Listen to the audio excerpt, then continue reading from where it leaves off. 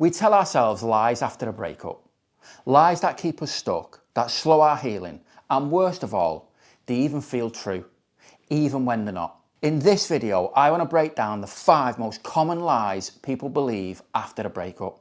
The ones that keep you in pain, in panic or in self-doubt far longer than you need to be. And trust me, I've believed some of these myself. So let's get into it. Lie number 1. If I'd done things differently, we'd still be together. Now this one hits hard because the moment someone walks away, your brain starts playing detective. It goes back through every conversation, every moment, every missed opportunity, trying to figure out what you could have done to change the outcome. And it can really tear you apart inside. It's torture. But here's the truth. This is just hindsight bias. It's your mind trying to find a reason for the pain, so it convinces you that you must have caused it. And look, maybe there are things you'd do differently next time, but that's part of growth. You didn't ruin it alone. You didn't carry the relationship by yourself, and you didn't single-handedly cause the breakup. Most relationships don't end because of one big mistake. They end because of misalignment, unmet needs, or an emotional pattern that you just weren't compatible. If you keep believing you messed it up, then you stay in blame, and you can't grow from a place of shame. Now you might be fixated on one single moment, something you should have said or something you should have done, that last argument that you had. But that one single moment didn't cause the breakup.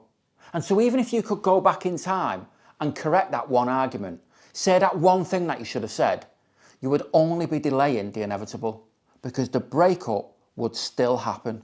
Trust me. Now look, maybe you did do something wrong. Maybe you did something that you really regret, like cheating or something. Now I know it sounds harsh, but you have to own that. You did that mistake because that's who you were in that moment. You have to accept that, learn from it and grow. And you can't do that by going back. But ultimately, most breakups don't end because of something like that.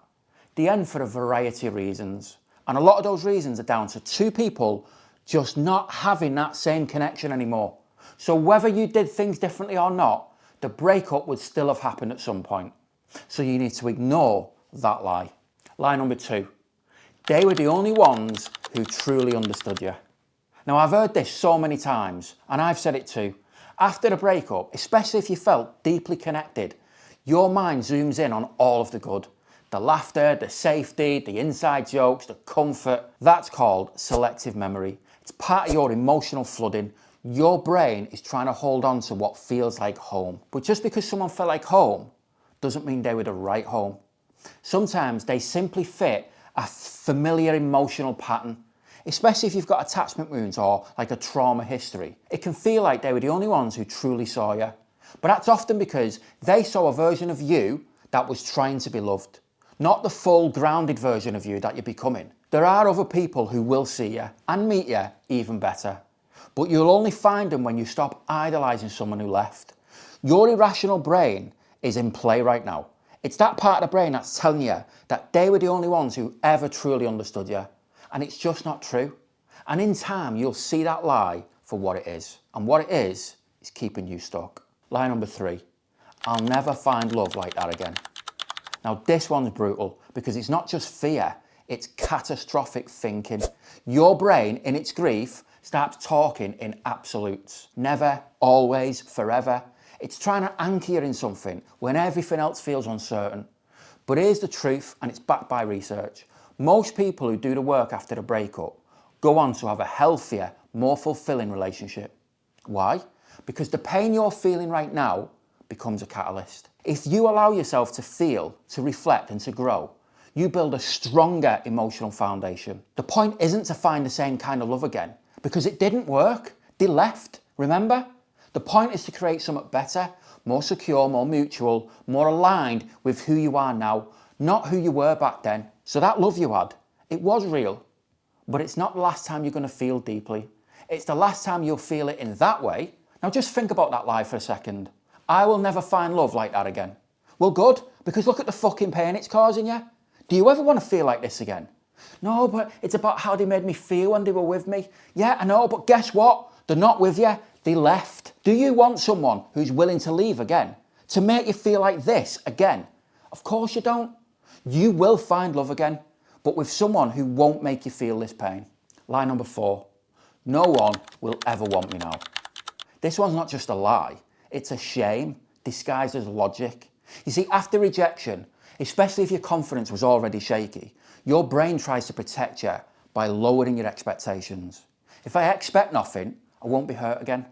But that story's dangerous because it turns one person's decision into a statement about your entire self-worth. Just because they didn't want to stay doesn't mean you're unwanted. Your value isn't determined by someone else's ability to see it. They made a choice, and that choice says more about them than it does you. Healing your self-esteem after a breakup starts with noticing your inner voice. The one that tells you that you're not attractive enough, you're not smart enough, not relationship material. That voice isn't truth, it's a wound, and wounds can heal. But not if you keep picking them open with beliefs that were never yours to carry. Think about it like this, yeah? You've just lost the love of your life, right? The greatest partner you could ever wish for. And you now feel broken that they're gone. But for them to leave, they've had to have been here in the first place, right? So at some point, this amazing partner that you've now lost, you did attract them in the first instance. They did want you. So if this amazing ex you're obsessing over wanted you, why would nobody else? There's no logic in that lie, and you need to stop telling yourself it. And finally, lie number 5. Healing means forgetting them. This one keeps a lot of people trapped. They think, if I still think about them, then I mustn't be over it. If I still cry, I must still want them. If they still pop into my mind, I must not be healing. But that's not how healing works. Emotional memories don't get deleted, they get rewired. Over time, the pain dulls, the charge weakens, and eventually, the person becomes a part of your story, not the centre of it. You don't need to forget them to move on. You need to change what they mean to you. And that happens through reflection, through new experiences, and through choosing your peace over your past. And you know what? This keeps people stuck in many ways. You can get addicted to listening to shitty little love songs and crying your heart out while listening, because in a twisted way, that pain is making you feel close to them. You're choosing the pain instead of choosing healing. They were a big part of your life. They meant something, and they possibly always will. By healing from the breakup, you don't have to let go of all that. I can still think of my exes. I think about what they meant to me. I can remember the good times and the things that I was grateful for. And at the same time, I'm healed. So stop being scared of letting go of the pain and choose to heal instead. It really is okay. So those were the 5 lies. I've ruined it. They were the only ones who truly got me. I'll never find love like that again. No one will ever want me now. And I have to forget them to heal. Each one of those feels true when you're in it.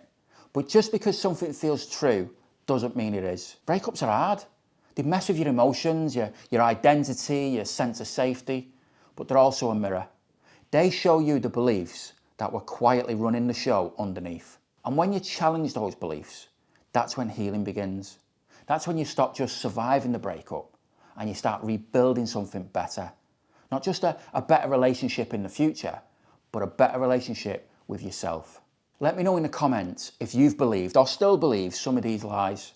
And what truth are you going to start telling yourself instead? Begin your healing journey here and now. And if this video helped, don't forget to like and subscribe and check out some of my other videos on healing after heartbreak. But you've got this, trust me. But for now, nice one for watching, and I'll see you in the next. Laters.